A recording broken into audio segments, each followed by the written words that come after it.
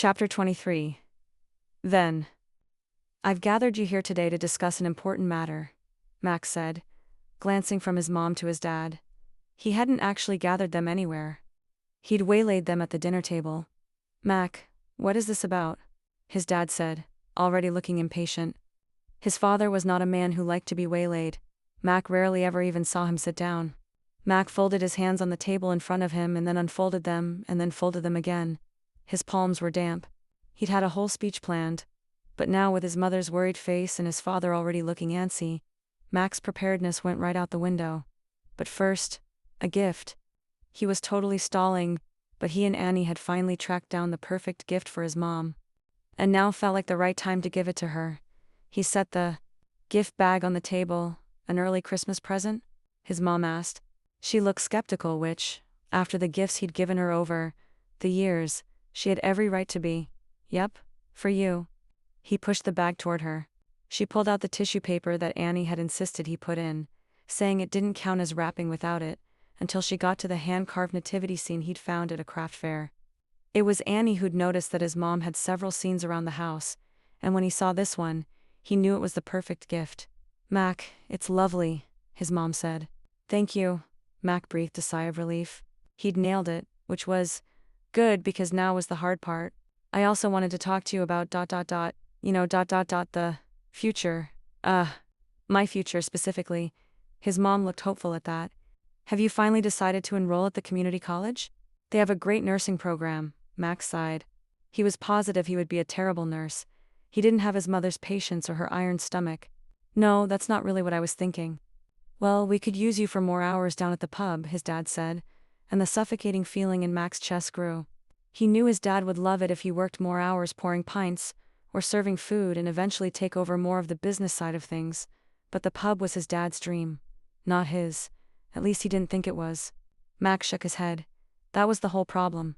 He still didn't know what he wanted, and, faced with the expectations of his parents, he already felt himself slipping into old habits.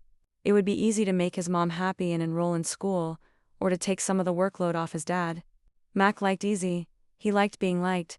He liked it when his parents were happy with him, and his teammates were cheering for him, and his buddies were congratulating him on a game well played. But this wasn't some stupid lacrosse game, and Mac couldn't keep picking the easy thing. He thought of Annie and how hard she was working on getting her business started, how she told him she was taking classes and trying out new recipes and setting up a table at every farmer's market, festival and fair in the county on the weekends. Mac had never worked that hard on anything in his life. No, that's not what I was thinking either, he said, and now he really had both parents' attention. What did you have in mind? His mom asked, and he knew he owed her an explanation. He owed her a plan. He owed her everything, really, for raising him, taking care of him, and making his life incredibly easy for 19 years. His dad, too. He'd given Mac his first job. He would have given him a job for the rest of his life if Mac wanted it. But Mac didn't want it, not yet anyway. He needed to go somewhere else, anywhere else. He would never grow into the person he was meant to be if he continued to let his parents do everything for him. He needed to grow up, and he couldn't do that here. Not with his kindergarten teacher still watching his behavior or his mom's friends reporting back to her on who he was dating. Or girls like Annie, thinking he was just some dumb jock. He was pretty sure he'd changed her mind about that, but still, the town already thought they knew who Macaulay Sullivan was, but he'd kinda like to figure it out for himself. Actually, I am going to do some traveling. His father scoffed like Mac had suggested space. Exploration. Traveling? What do you mean? You're going on a trip with some friends? His mom asked. No. Mac squirmed in his seat. No was not a word he liked to say to his mother. No, I plan on traveling for a while across the country. I need to figure some things out. I have money saved up and… What the hell do you need to figure out? His father barked. I need to figure out what I want, what I'm doing with my life. College is a great place to figure things out, his mom chimed in, and Mac felt like his head might explode. They'd had this conversation so many times. Mac shook his head. College isn't for me, Mom. I need to get out in the world, you know? Everything you have here isn't enough for you? His dad said, his voice rising. That's not what I'm saying. It sure sounds like it's what you're saying. After everything your mother and I do for you, it's not enough.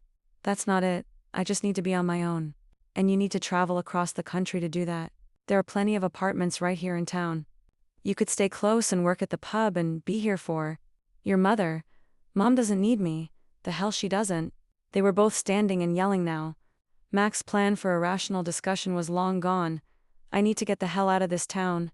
Running away doesn't make you an adult. I'm not running away, Max said, the fight going out of him. Was his dad right? Was he running away? Should he stay? Is that how he became an adult? He didn't know anymore, but when he took a breath and looked down at his mom, the tears in her eyes had him ready to scrap the whole idea. He dropped back down to his seat and put his head in his hands.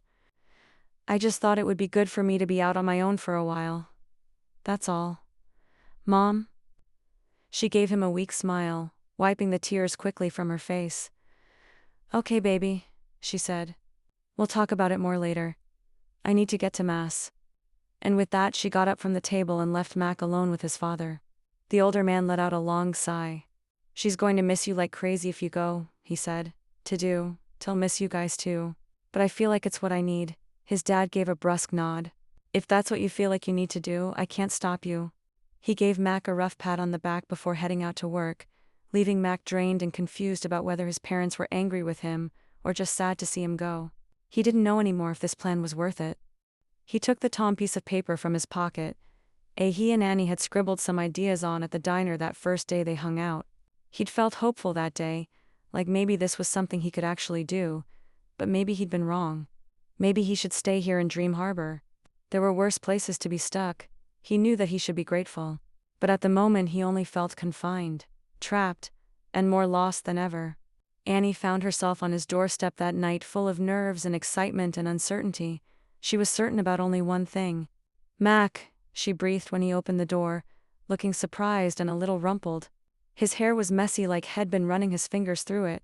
He had on a pair of old sweats and a stained lacrosse t-shirt, which should have been good payback for him seeing her in her reindeer onesie, but of course he still looked far too hot, and not at all ridiculous. Hey, Annie, he winced a little. I wasn't expecting you. Yeah, sorry. I probably should have texted you. I just ...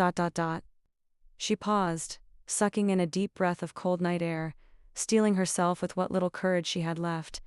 I just really wanted to see you. His face softened and he didn't say a word, just stepped out onto his cold front porch barefoot and messy, and wrapped his arms around her, lifting her off the ground.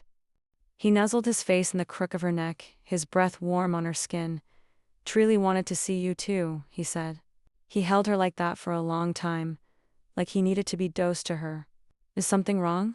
She asked after a while, not wanting to break the moment but starting to get worried. Max sighed, setting her down. Not really, but I finally told my parents I'm leaving. How did it go? He laughed a little, though there was no humor in it. Not great. My mother basically told me I was breaking her heart, and now she's at church, probably praying for me to change my mind. Annie winced. Yikes. Yeah, he said, but I'm really glad you're here. You're not mad at me, should I be? Kinda ditched you today. Max shrugged. I guess we're even. I ditched you at the Christmas market. True, Annie said with a smile.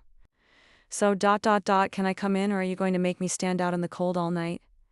Your idea, Matt grinned. You can come in. I've been thinking about my idea. Don't pretend you already forgot, Annabelle. You propositioned me for sex this morning? Just want to see you. Annie's face got hot. That's not why I came. I really did. And down to his basement bedroom. She followed Mac into the house through the kitchen. So, the offer is off the table? He asked, turning to face her. T didn't say that. Her voice lowered to a whisper. Still want to do that with you? Mac blew out a sigh of relief. That's good. It is. Yeah, he said. I haven't been able to stop thinking about it all day.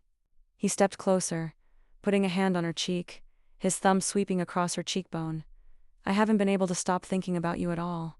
That sounds very time-consuming. Mac's lips curved into a smile. It is. But there are worse ways to spend my time. And better ways, Annie said, tipping her face up to his. Much, much better ways, Mac agreed, lowering his lips to hers.